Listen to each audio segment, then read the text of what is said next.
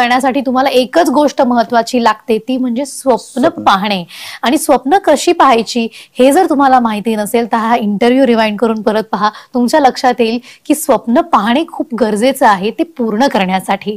अशाच व्यक्तिमत्वांना आपण भेटूया ज्यांच्याकडनं आपल्याला खूप मोठ्या प्रमाणात प्रेरणा मिळणार आहे. मंडळी, समाजसेवेचा वसा घेतलेली माणसं समाजासाठी पूर्णपणे स्वतःला झोकून देतात आणि अशा वेळेला कोणत्याही फळाची अपेक्षा न ठेवता, पण तरीही त्यांचं काम जर प्रामाणिक असेल तर मात्र समाजात नाव लौकिक मिळवण्यात ते कमी पडत नाहीत. अशीच एक व्यक्ती आज आपल्या बरोबर आहे. त्यांचं कार्य, समाज कार्य काय आहे आपण जाणून घेऊयात. तर स्वागत करूया आयोनिक्स केमिकल्स इंडिया प्रायव्हेट लिमिटेडचे MD डॉक्टर प्रशांत तेलगड यांचं. सर नमस्कार. तुमच्याशी गप्पा मारायच्याच आहेत, पण त्याआधी पाहूयात त्यांच्या कार्याचा आढावा घेणारी ही एक चित्रफीत. डॉक्टर प्रशांतजी तेलगड बायोटेक्नॉलॉजी विषयात टॉपिक प्लांट हार्मोन सारख्या दुर्मिळ रिसर्च टॉपिक मध्ये डॉक्टरेट मिळवल्यानंतर त्यांनी आयोनिक्स व्हेंचर्स कंपनीची स्थापना केली. अशुद्ध पाण्यातून उद्भवणारे आरोग्यविषयक आजार टाळण्यासाठी त्यांनी 270 गावांमध्ये वॉटर प्युरिफायरचे प्लांट बसवले आहेत. वेळात वेळ म्हणून ते घन कचरा व्यवस्थापनाचे कामही बघतात. बळीराजाचे उत्पन्न वाढले पाहिजे या प्रेरणेतून Rajshri Shahu agriculture and rural development संस्थेची त्यांनी पायाभरणी केली.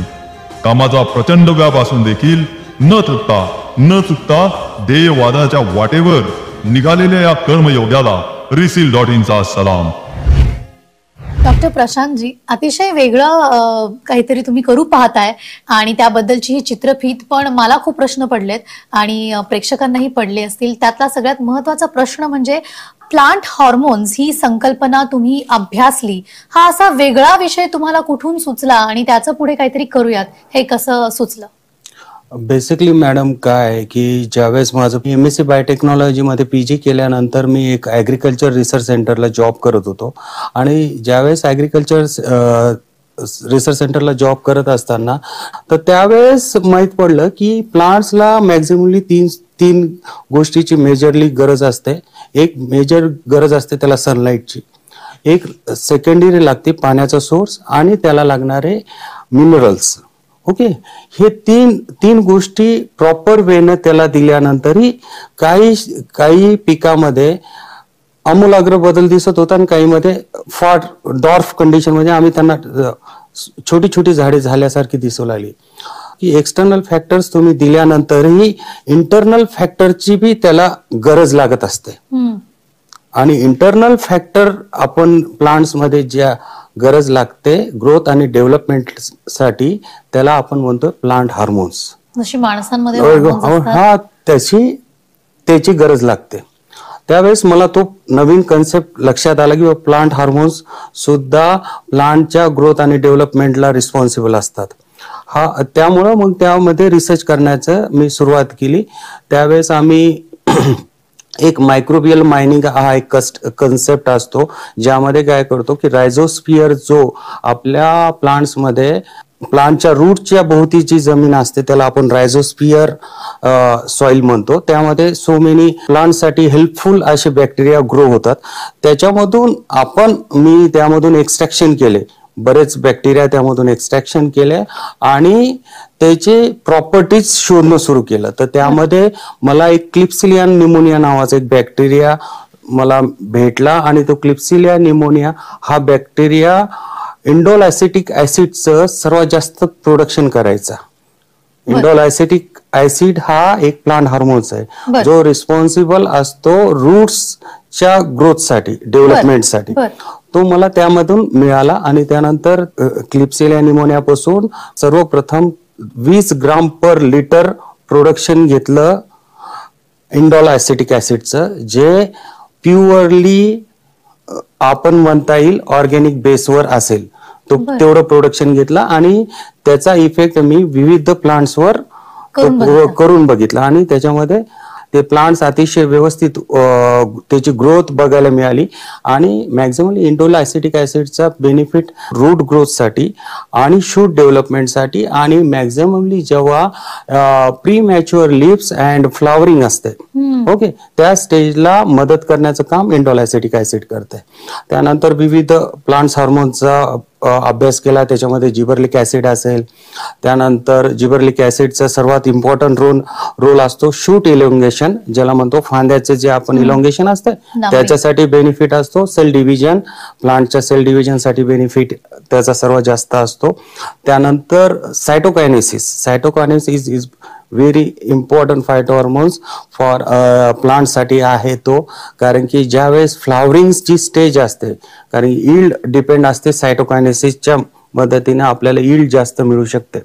त्याचा सुद्धा त्यामध्ये अभ्यास केला आणि त्यानंतर एक ॲबॅस्कस ॲसिड असो, त्यानंतर इथिलीन गॅसेस, ह्या सर्व फायटो हार्मोनची संकल्पना व्यवस्थित आणि त्यानंतर हे सर्व अभ्यास केल्यानंतर तोच अभ्यास माझ्या विविध जर्नलमध्ये 35 पब्लिकेशनमध्ये तो प्रकाशित बी केला आणि माझा तो PhDचा थेसिस होता, ती कन्सेप्ट होती माझी. बापरे, म्हणजे आपण साधारण लक्षात घेतो की आपल्याला कुठले कुठले हॉर्मोन्स लागतात आणि ते हॉर्मोन्स नसतील तर माणसाची प्रकृती पण कशी ग्रोथ कमी जास्त होते ते आपल्या लक्षात येतं. पण प्लांट हॉर्मोन्सचा एवढा मोठा अभ्यास सरांनी केलेला आहे.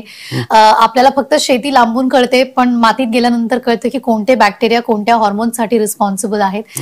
तुम्ही जेनेटिकली मॉडिफाईड फूड नवे पर्व विषयी काय मत सांगाल?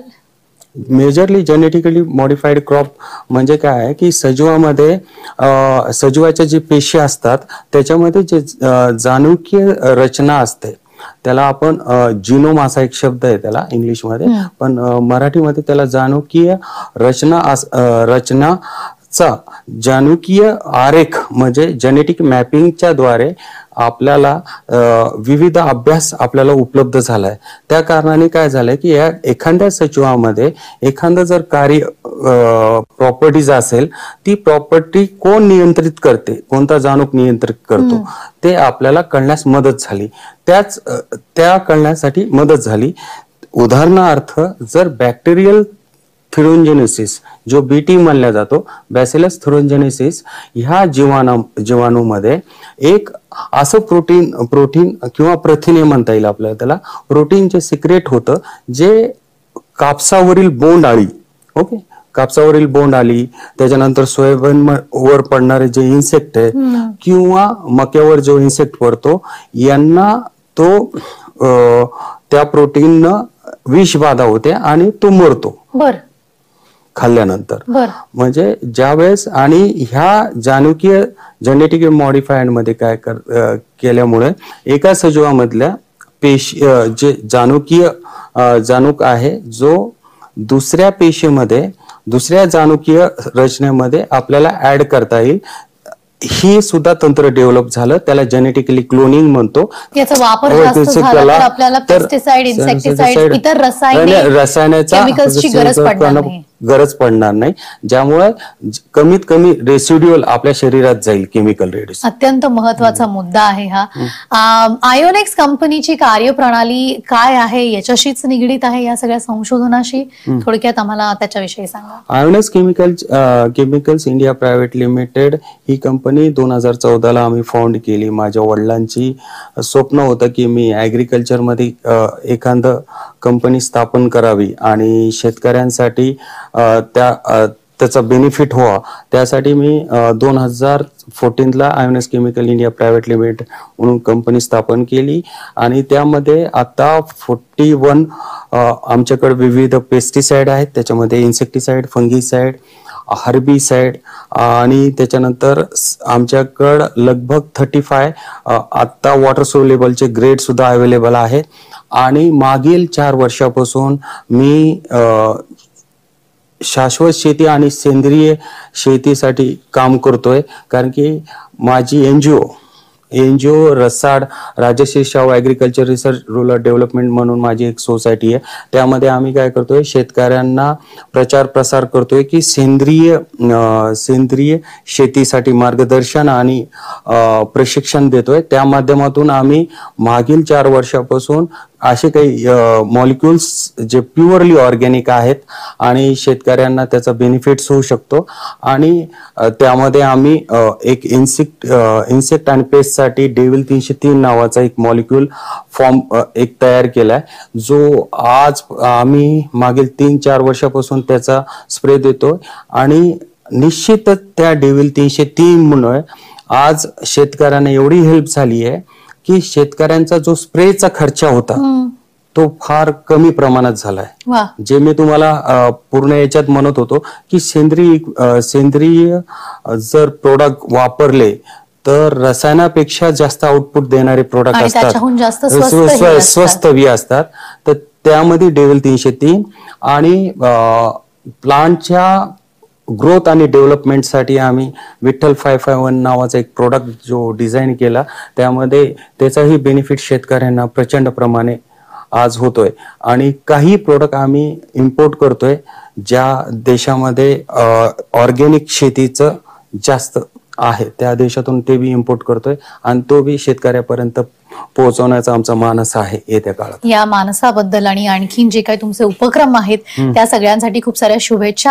अनेक संशोधनं त्यांनी केलेली आहेत, पण या सगळ्या संशोधनांचा, अभ्यासाचा पुढच्या येणाऱ्या पिढीला किंवा तरुणांना कसा फायदा होईल किंवा त्यांनी काय पद्धतीने पुढे या क्षेत्रात काम केलं पाहिजे याविषयी डॉक्टर तुम्ही काय सांगाल? व्यवसाय क्षेत्रामध्ये जर एखाद्या व्यावसायिकाला यायचं असेल तर त्याला त्या व्यवसायाची पूर्ण स्किल त्यांनी डेव्हलप केली पाहिजे.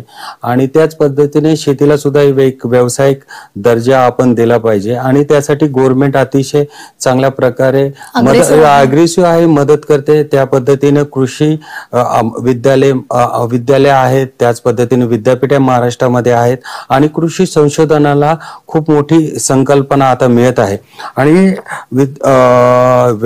नवीन व्यावसायिक किंवा विद्यार्थी मित्रांना माझं एवढं म्हणणं असेल की सर्वात न्यू कन्सेप्ट आता येत आहे, ज्या पद्धतीने एखाद्या 1000 किंवा 1500 लोकसंख्येच्या गावामध्ये 2 ते 3 डॉक्टर्स आपल्याला मिळतात आपल्यासाठी, त्याच पद्धतीनं आता कृषी क्षेत्रात किंवा शेतीसाठी सुद्धा पदवीधर सुद्धा एक चांगल्या प्रकारचा तिथं डॉक्टर होऊ शकतो. कारण की काय झालंय की आता शेतीचं जे उत्पादन वाढवण्यासाठी काय झालंय की संपूर्ण संशोधनाची गरज आता आहे. आणि त्यासाठी जर विद्यार्थी मित्रांनी जास्तीत जास्त कृषी पदवीधर ते जर झालेत आणि ज्या गावात ते असतील तिथल्या शेतकऱ्यांना जर वेगवेगळ्या पद्धतीने त्यांनी मार्गदर्शन केली तर त्या शेतकऱ्यांना बेनिफिट बी मिळू शकतो. आणि त्या बेनिफिटवर यांना सुद्धा त्यांचे व्यवसाय सहजगत्या त्यामध्ये मिळू शकतो. खूप खूप शुभेच्छा सर तुमच्या या सगळ्या प्रयत्नांबद्दल आणि या हेतूसाठी. कारण आपण कायमच मोठमोठ्या प्लॅटफॉर्म्सवरती, कार्यक्रमांमध्ये, भाषणांमध्ये, मीडियामध्ये वाचत असतो शेतकऱ्यांच्या समस्या खूप आहेत, पण त्यावर उपाय शोधणारी लोक खूप कमी आहेत. आणि मला असं वाटतं की त्यातली एक व्यक्ती म्हणजे डॉक्टर प्रशांत तेलगड आहेत. फक्त समस्यांवर नाही तर उपायांबद्दल सुद्धा त्यांनी आपल्याला खूप गोष्टी सांगितल्या आहेत. त्यांच्या संशोधनातून आपल्या लक्षात येते की या गोष्टी जर का आपण सेंद्रिय शेती असेल किंवा शाश्वत शेती असेल किंवा त्यांनी केलेली संशोधनं असतील, यातनं जर का आपण शेतकऱ्यांना जागरूक करू शकलो तर या समस्यांसाठी आपल्याला सरकारकडे जायची गरज पडणार नाही आणि आपण प्रत्येक शेतकऱ्याला बळकट करू शकू. हा अत्यंत महत्वाचा आणि प्रेरणादायी मुद्दा आज इथे आपल्या सगळ्यांच्या लक्षात येतोय आणि याच नोटवर मी थांबू इच्छित आहे हा आजचा एपिसोड. प्रशांत सर, तुम्ही आमच्याशी गप्पा मारल्या, आम्हाला आणि मला खूप ज्ञान दिलं शेतीबद्दल आणि आपल्या मातीत काय काय दडलेलं आहे याबद्दल, त्यासाठी खूप खूप मनापासून धन्यवाद. मंडळी, या सीझन मध्ये आता इथेच थांबायची वेळ झाली आहे. या सीझनभर आपण विविध वेगवेगळ्या पद्धतीच्या आयोजकांना भेटलो. महिला, पुरुष, तरुण, अनुभवी अशा अनेकांच्या यशोगाथा ऐकल्या, काहींच्या संघर्षाची कहाणी ऐकली आणि त्यांच्या यशाची देखील कहाणी ऐकली. मला खात्री आहे की जितकी प्रेरणा मला मिळाली असेल तितकीच तुम्हाला देखील मिळाली असेल. तुम्हाला देखील जर का तुमचा एक नवीन व्यवसाय सुरू करायचा असेल, किंबहुना समाजकारणात पदार्पण करायचं असेल, किंबहुना तुमचा एखादा व्यवसाय चालू असेल पण त्यात तुम्हाला काहीतरी पुढाकार वेगळा घ्यायचा असेल तर त्यासाठी मिळालेली प्रेरणा मात्र इथेच सोडू नका. इथून पुढे घेऊन चला आणि तुमच्या वाटचालीसाठी खूप मनापासून शुभेच्छा reseal.in कडनं आणि माझ्याकडून.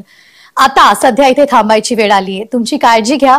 खूप साऱ्या शुभेच्छा आणि सर्वसामान्य माणसांच्या असामान्य कर्तृत्वाची यशोगाथा मांडणाऱ्या या कार्यक्रमात इथेच थांबूयात. पाहत रहा यशोस्तुते.